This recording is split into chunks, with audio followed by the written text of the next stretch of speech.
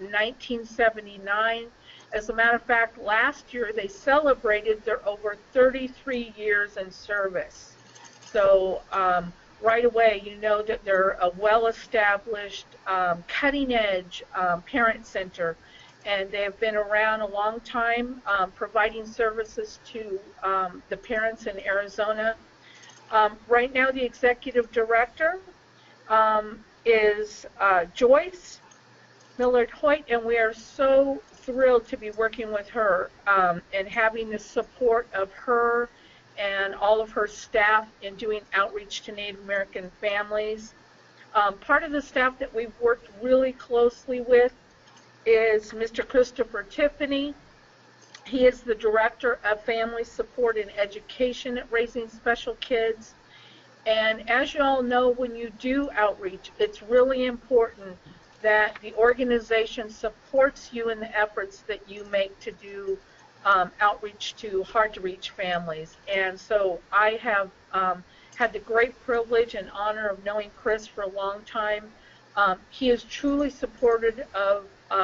been a supporter of ours and a supporter of outreach to Native American families. And without his support, none of these steps would be possible. So having said that, I'd like to just relate how important it is for the whole staff to understand that Native American outreach has to be a priority in their organization.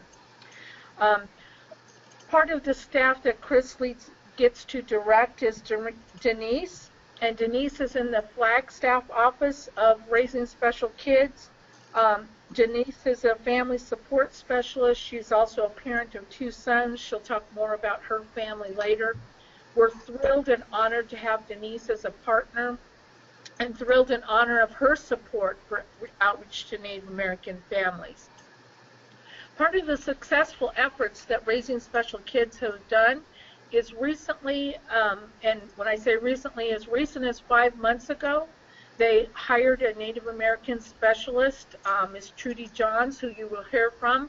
She is Navajo and Hopi, has been working with Raising Special Kids for 5 months now. And as part of our collaborative effort, she will talk about some of the tips that she has had to do and learn in working with the Native American population.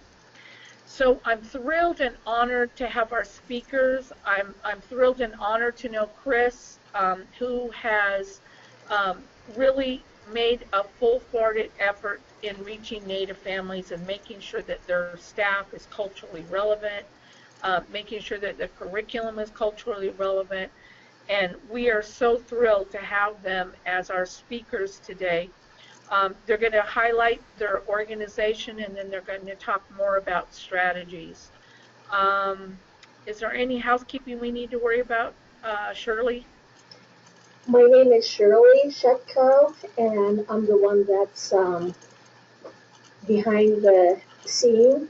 And so if you have any questions, if you could put it in the chat, and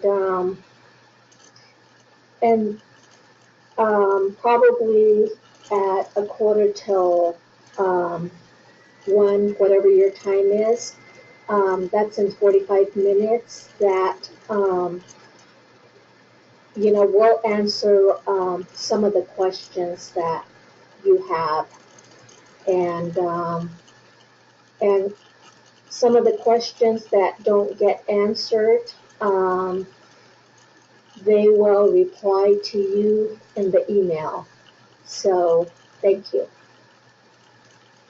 Thank you so much, Shirley. And we will also be recording this webinar, so it will be on our website hopefully soon following this webinar. Again, we encourage you to ask questions during the presentation. What we are hoping today from this webinar is that we will inspire you to take further steps in outreach to Native Americans. We hope that you will also be using NAPTAC as a resource.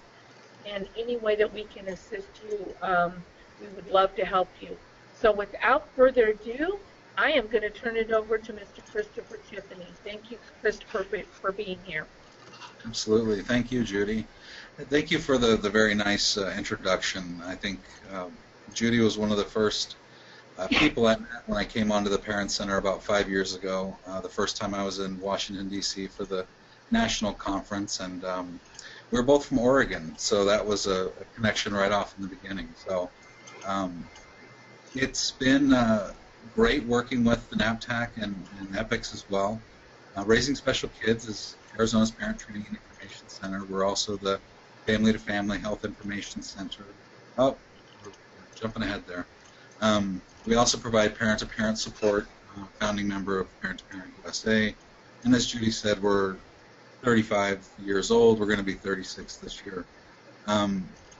This is just some photos of my family. I always promise to show a picture of Jeremy every time I do a presentation. So there he is. He was diagnosed with autism at the age of 2. At that time, I was a special education teacher. Then I realized my calling was parent support at that time and came on to the Parent Training and Information Center. So next slide, please. So today what we wanted to do, and when we were talking about putting together this webinar, we wanted to make sure to share not only philosophy and procedural information, but also some concrete examples. So we're going to talk about why the partnership with the NAPTAC has been critical to statewide parent training and information in Arizona. We're going to talk about some of the procedures and protocols that we've put in place and that we use to reach out to our underserved communities. Denise is going to share some concrete examples of collaboration that have resulted in positive outcomes, and Trudy's going to help us understand what our experiences have been with entering a new community and developing relationships. Next slide, please. So Arizona is a very diverse place. If we look at these graphics, they do give us some input as to why. We have 22 federally recognized tribes, and we have over 50 BIE schools. And those BIE schools range from day schools to boarding schools and grant schools and contract schools, all with their very different makeup and culture. So we've had to really think about how we want to serve these populations with our services. Next slide, please. And I really feel that we're fortunate to have such a diverse state. It allows me to admit that I don't know what I don't know, and that's actually helpful. That can help me. I'm going to skip down to the next bullet here. Just the quote, "I don't know anything," means that I'm open to learning everything. And it means that I'm listening more than I'm speaking, and I'm asking questions. So just admitting that you don't know what you don't know can be very helpful, because you can enter into a situation or a community without any assumptions about anything and start on that level. As for staff development, our management team has been very dedicated to ongoing professional development opportunities for our staff that work on the front lines with the general public and also in rural and remote areas. At least once a year, we try to bring in formal cultural competence training, and this year we're actually going to have Trudy John do our cultural competence. She offered at her interview, and we said yes. So, in addition, we continually are celebrating connections that we're making and successes that we have. So there is a mechanism for recognizing our staff that they're doing great work out there in the field. Next slide, please.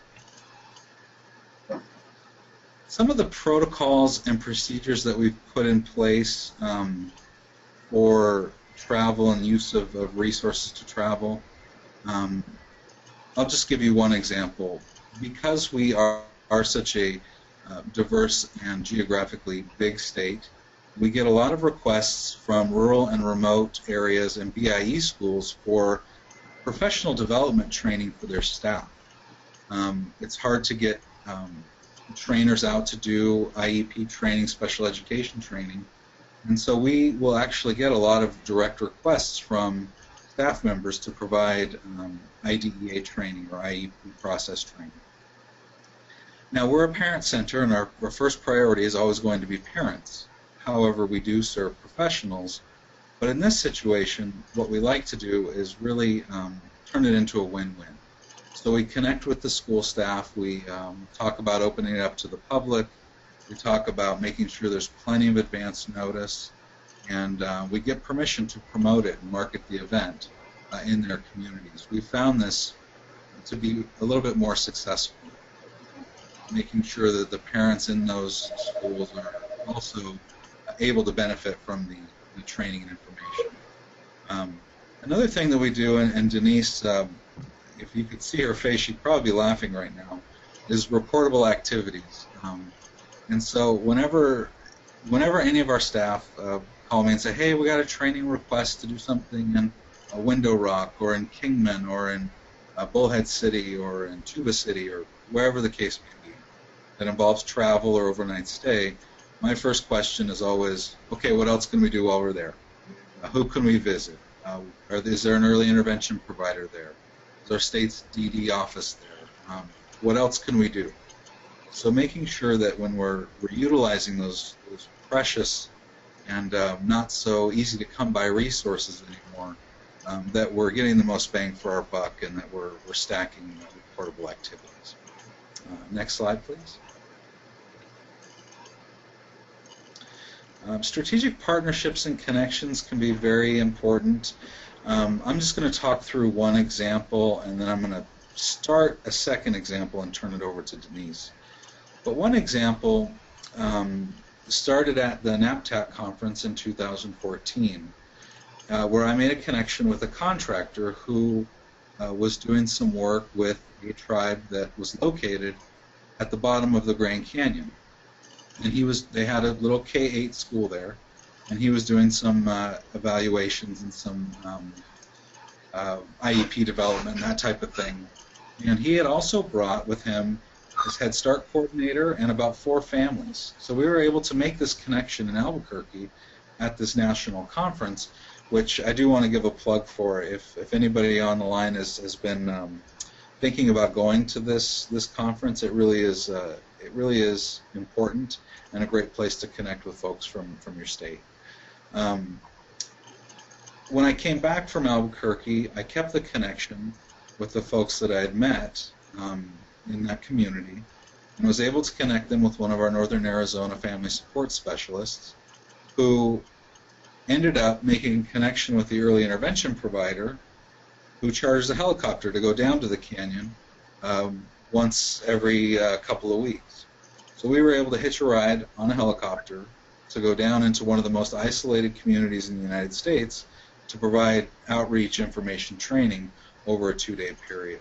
So those strategic partnerships and connections that we made, not only with the families down there, but with the contractor who was providing special education-related services, and also the early intervention provider, really allowed us to be able to serve a community where we'd never been. Another example, and then I'm going to turn it over to Denise because sometimes I can be a little long-winded, is a training request that we actually got from NAPTAC. So I got a call from Judy Wiley, who you just saw and introduced me so nicely, saying, hey Chris, we got a training request from a BIE school in Tuba City. They would like parent training for their parents, and what can we do? So we started talking, and this had not been the first time that Judy and I had worked together, but it provided a real meaningful opportunity for us to do a co-training, co-presentation. And so as we talked, I was able to get Denise in touch with Terry Abramson, who is no longer with NAPTAC, but was great, and they were able to provide that technical assistance. And Denise, why don't you go ahead and take it from here? Okay. Next slide.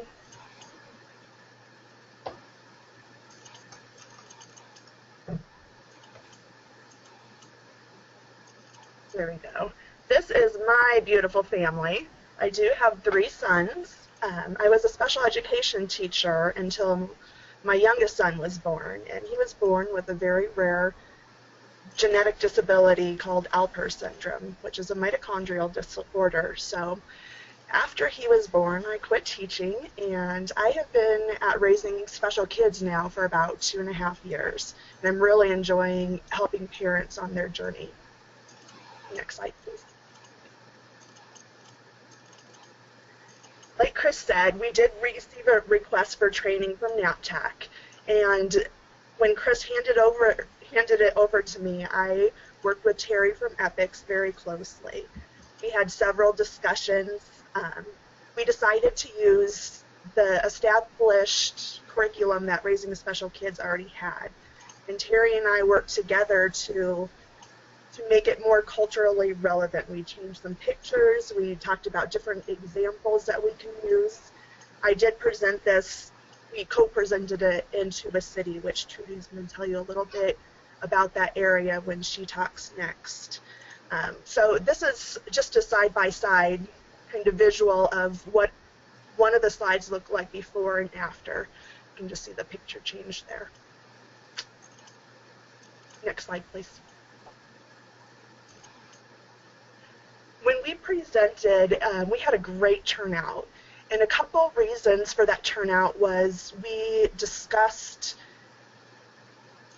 at the time if there was any dances or if there were any ceremonies going on at that time, because we wanted to maximize the attendance.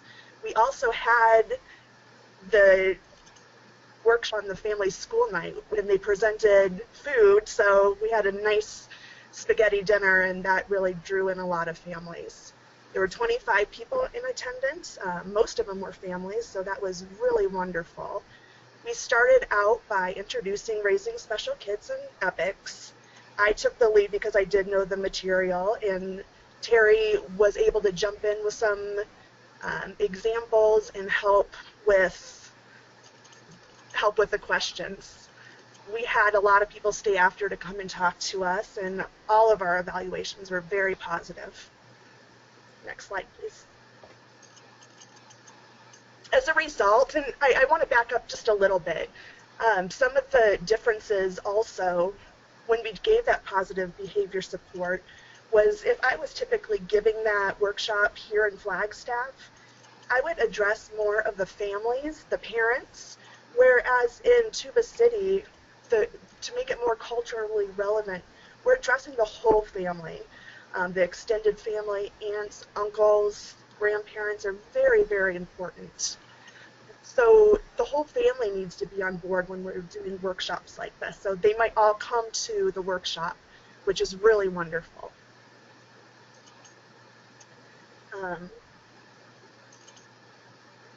So some of the results, we got a lot more referrals from the more rural areas, which is really nice because we were able to reach out to the different areas that might not have internet or emails. So being in where they live and seeing our faces, they were more welcome to talking with us and calling us, so that was really nice. We've been invited back to do 2 more trainings in that area, and that's been within the last year. But also being present, I've been invited to different schools to talk with parents as well. It really helped build our relationship with NAPTAC, doing the co-presentation together.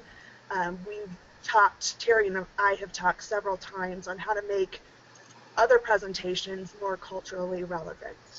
And we also recruited a parent leader at that workshop, which is a mission for Raising Special Kids. You know, that's the heart of our mission is those parent leaders. So that was a great result. Next slide, please. So I went to the NAPTAC conference too last year, and Terry was there. It was such a great experience for me.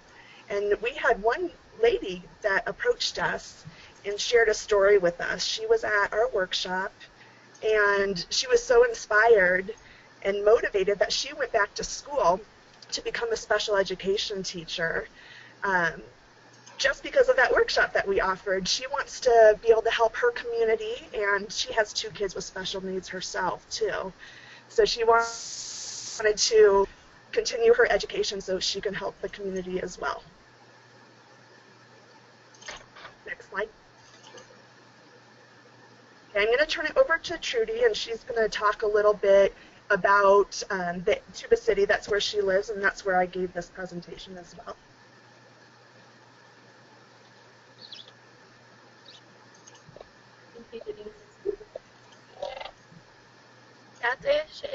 Trudy John in Chiapi between Washington, Origin, National Dog, he's on the Dashache. He is in a Shahada Aya, Punanistan, a Nashadoa, Shananishi.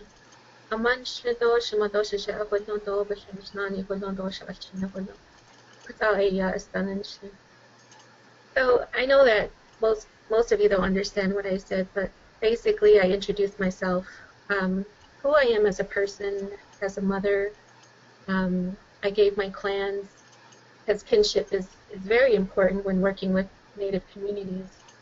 It's always a challenge to gain the trust of families on the reservation communities, especially when you're an outsider coming into the community, just because of a lot of history that's happened in the area in regards to boarding schools and hospital research programs and things like that. So it's really important to gain the trust of your community. And so kinship, me being from Tuba City, I was born and raised in Tuba City, Arizona, which is on the western edge of the Navajo Nation. I'm both Navajo and Hopi. And so my primary language is Navajo. I didn't learn to speak English until I was in kindergarten when I was about 5 years old. So my language is important to me, and that's how I connect with a lot of the elders as well. We do have multiple generations living in a lot of our households.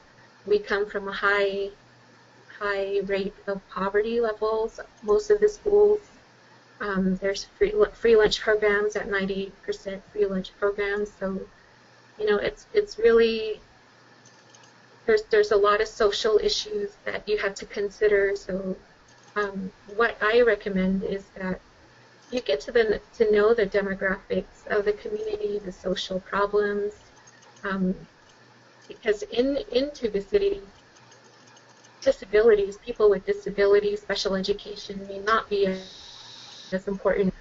Alcohol or drug abuse, suicide rates, or domestic violence and things like that. And those are all really high concerns of our elders and our community members. So when you're doing workshops in these communities, you might not have a lot of attendance, and it's just because it's kind of the lower priority. But it's good to get to know the families, and like Denise said, there's a lot of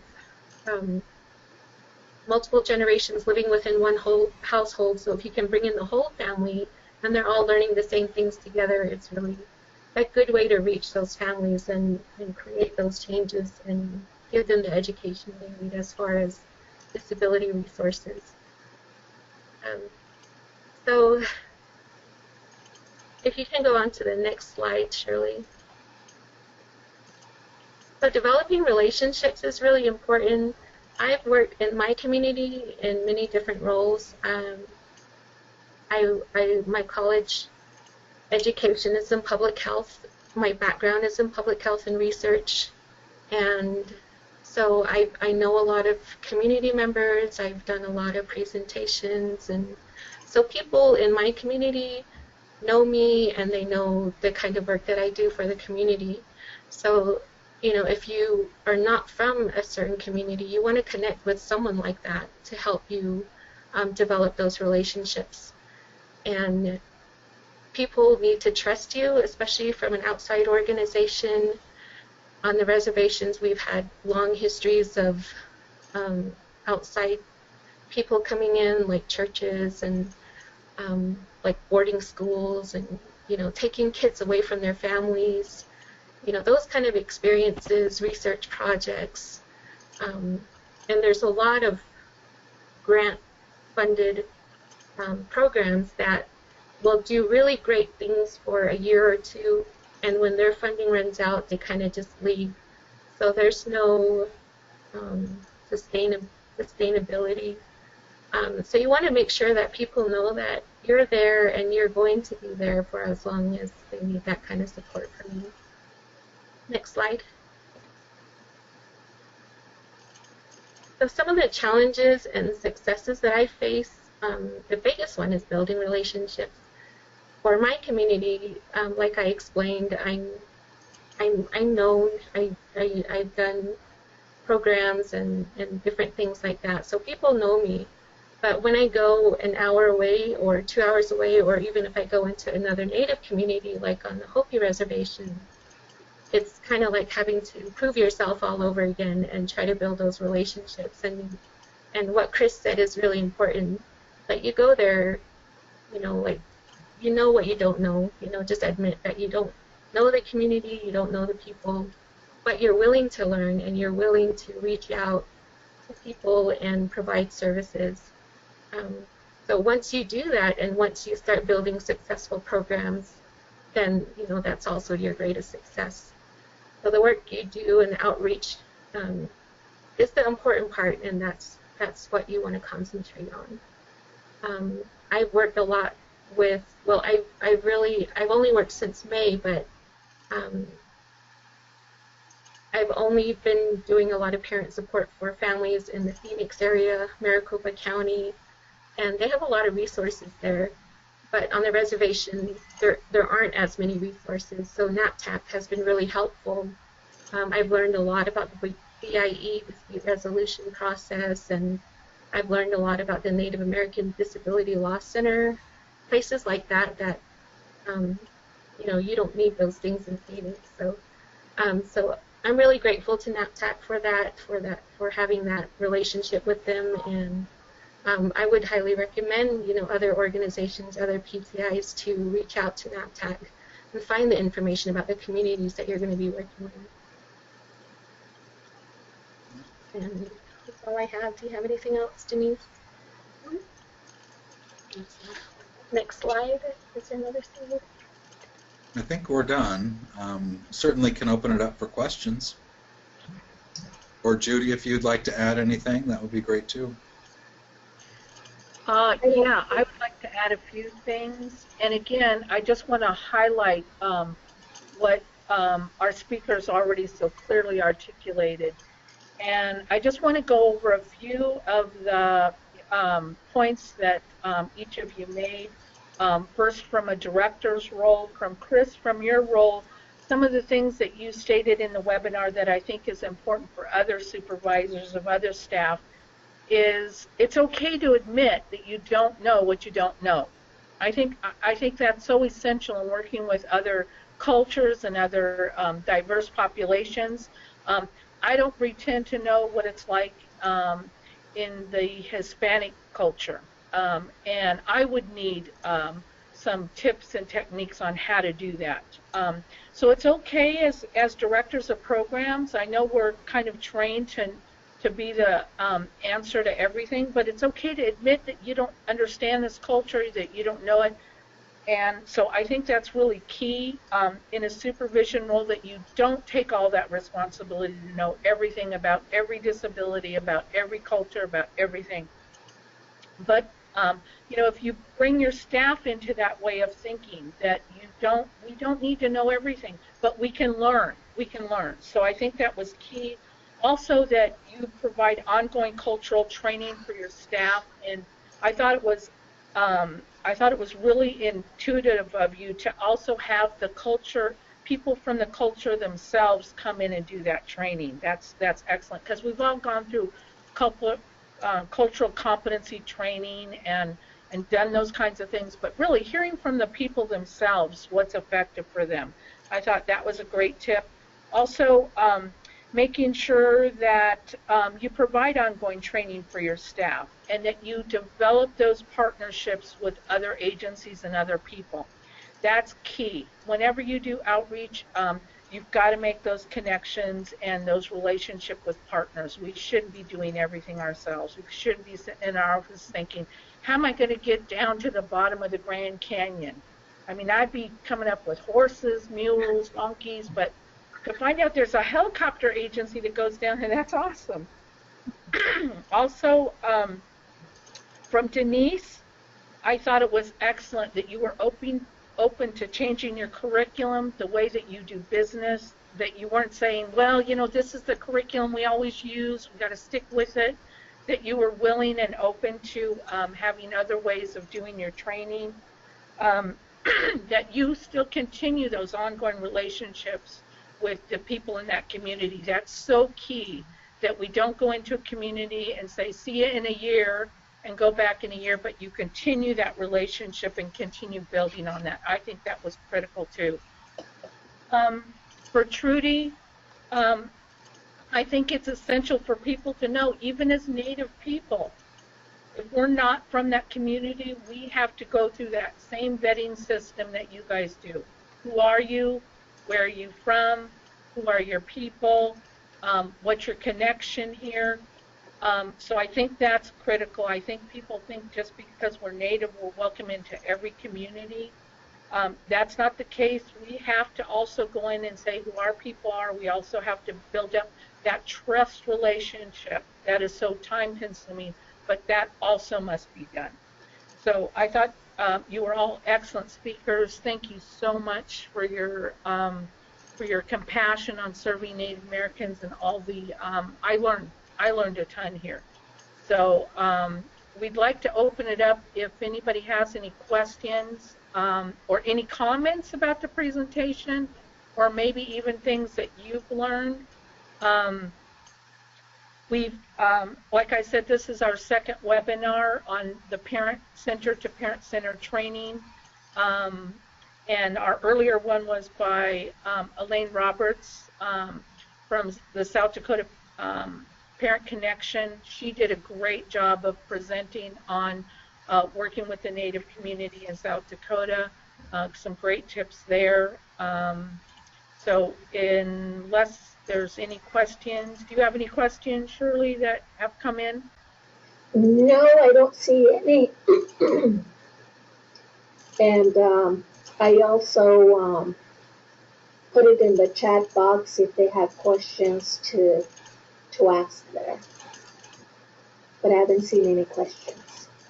Okay. Okay, So I think there's one that came in. Oh, okay. Let me expand it.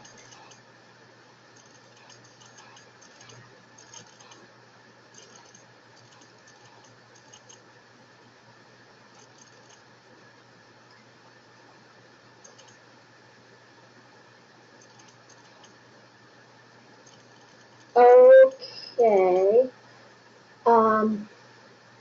It was Elaine Roberts, and she said, thanks for an informative presentation.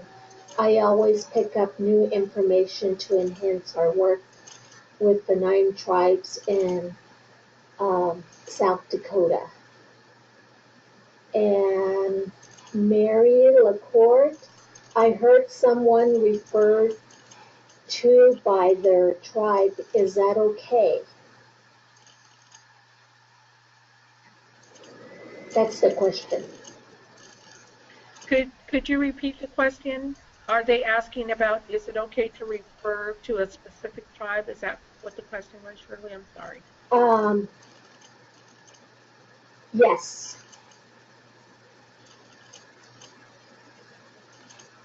Yeah, I can speak to that, or Trudy can speak to that. It is fine. There's many names we call each other: tribal communities, nations, tribes, clans, kinship. But one of the things that I did want to mention is that just because you don't have a tribal community, like Chris said, they have 22 federally recognized tribes in Arizona. The majority now is 68% of all Native Americans live in urban areas. So I think it's important for those states that are sitting back going, well, I don't really have any federally recognized tribes in my state. I don't really have any tribal communities in my state. The truth is you have Native populations in every state. It's just that they're urban Native Americans. They may not be from a tribal reservation, but you definitely have tribal people within your state. So this information is pertinent to all parent centers. Really, there's not a state that can say, well, we don't have Native people in our state. So there are Native Americans in every state. It's actually, to me, and you guys can maybe speak to this, it's easier to serve those Native Americans in a reservation because you know they're there, you know there's an audience. There may be a trust issue, but the urban Indians, to me, are more of a challenge reaching. So, Chris, are there any techniques that you guys do for reaching those urban Indians in Arizona?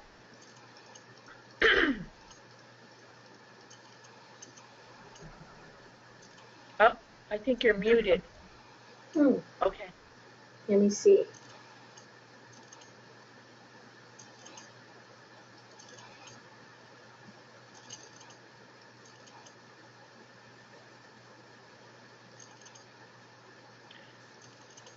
There we go. Okay. Okay, can you hear me? Yeah. Okay. The strategies that we would use to serve urban Native American populations would be to, there are several different types of conferences and resource fairs and outreach events for Native American populations. So we try to attend those as much as possible. We try to present on our programs and talk with people there. But you're right, Judy. That is a population that is that's a little bit more difficult than folks that are living on tribal lands. Any techniques you want to share, Trudy? Not for urban natives. I've always been rural, so I've never lived in a city. Okay. And we know that, there's a from Chris. I'm grateful to admit that you don't know what you don't know. Something I have noticed in the local Native communities in my area is that they do not refer to themselves as Native American, but rather Indian. Going into these communities as a non-Native, is there a best way to address the community as a whole? Well, I can take a stab at that, and then I want to let anyone else answer. What I've done in the past is whoever my connection or contact is in that community, because we rarely would just go into a community cold with no connection or contact. I would ask them how they would like to be, what do they call themselves? What is the appropriate language to use? But what do you guys think?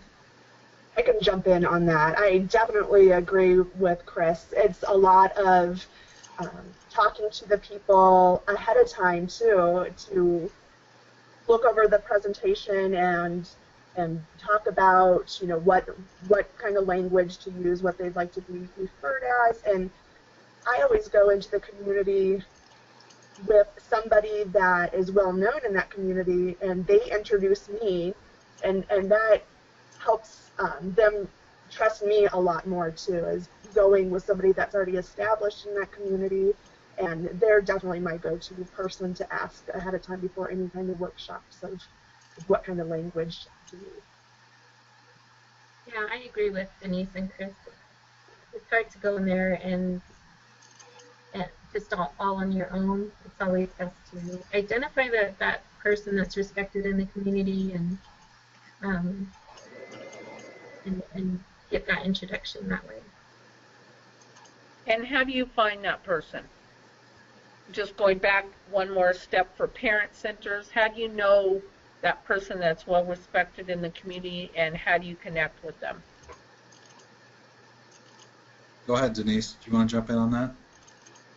Well, I started off making connections with one of the other my coworkers that had an inn that has family in Hopi. So I just started by meeting her family and her friends and going with her. And then now with Terry helped me from NAPTAC. She introduced me to a lot of the different professionals and families out there as well. Yeah, and typically we will many times we get calls directly to provide training in communities. One example is the White Mountain Apache community. We've been working with their early childhood program for probably about the last 3 years. So we present, we go out there at least annually to the tribe itself and present, and then we also go out again for their national or their annual early childhood conference that they have. So just developing that type of ongoing partnership. If I ever need to information, or if I'm working with a family in that area, I have somebody that I can talk with there in their Head Start program that knows that community. Great. Just running outreach tables too at a lot of the different conferences and getting Raising Special Kids work out there too. I found a lot of people when I went to the NAPTAC conference and just the different conferences around here that have a Native American population. Okay, and then this is from Elaine Roberts. She said, I agree with Chris. Getting to know the people first is most important. Some groups we work with want to be called Indian, some Native American, and some Lakota. Depends. It is very geographic specific. I know that the Alaskans prefer to be called Native Americans because they truly are native from that land. I know in Oregon they prefer to be called Indians because they're really not native to Oregon soil. We have Nez Perce, we have Wasco, so we have people from Nevada, Idaho. So they prefer not to be called Native Americans because they're really not native from this land. But again, it is very geographic specific, and that's why I would go with Chris's tip to ask them what do you prefer to be that we would call you. That would be the right protocol. So I agree 100% with Elaine and Chris that ask them what is your preference. Okay, well, Here's another one. Oh, okay. Okay, this is from Beth. Do you have any insight about strategies or effectively supporting families on reservations whose students are transitioning? For transition students? Yes. Well, I recently did a high school transition workshop into the city, and one of the best partners that I had during that workshop was our Navajo Nation vocational rehab office. And I think most tribes do have vocational rehabilitation offices. And that would be a good place, a good resource to work with. And then there's some nonprofits as well that do transition. They're required, I think, by their funding sources to do that transition now. A lot of nonprofits are doing that. Great. Oh, go ahead, Sorry. Chris. Another thing that might be important to think about is what that community's view on transition is, and because we always take it back to preferences, strengths, and interests, right, for transition. So what is it? First of all, how do we view disability? How do we view transition? How do we view adulthood in that community, and starting there? I would agree. Some of the unique agencies that Native Americans have that I would, again, there is a Native American Voc Rehab. There's a CANAR that is the overseeing agency of the Native American Voc Rehab programs. We have a lot of Native programs have their own, like we have our own Native American Head Start programs. We have our own Native American Voc Rehab. Also, almost every Native community has a youth community center. And so I would, as much as possible, talk to those Native youth community center directors, ask them what they have as far as youth programs on the reservation, what services they know about for Native youth. Also, Native American high school programs. We, just like every other public school, the BIE has transition people, transition specialists that you can talk to them. If it's urban, then go to the urban Indian centers. Most of them have programs for youth, either a tutoring program or some program like that. Tap into those things. So those are just a few of the concrete things that I would tap into. If anyone, Shirley has put up a list of some of the support services that NAPTAC can offer as far as universal. If you want specific agencies or offices, you can call our office and we'd be happy to get those to you. Get any information that you may possibly need to help you in your outreach efforts with Native youth. I'd like to add something to that too. Right.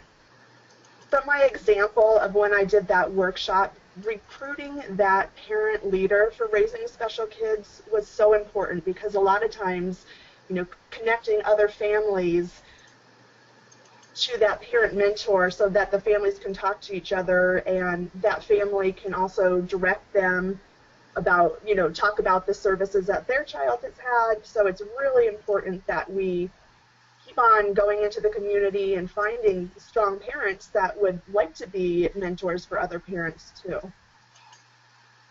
Thanks, Denise. I don't see any more questions. Okay. So, Shirley, if you'll go to our last slide. On my last slide, I would like to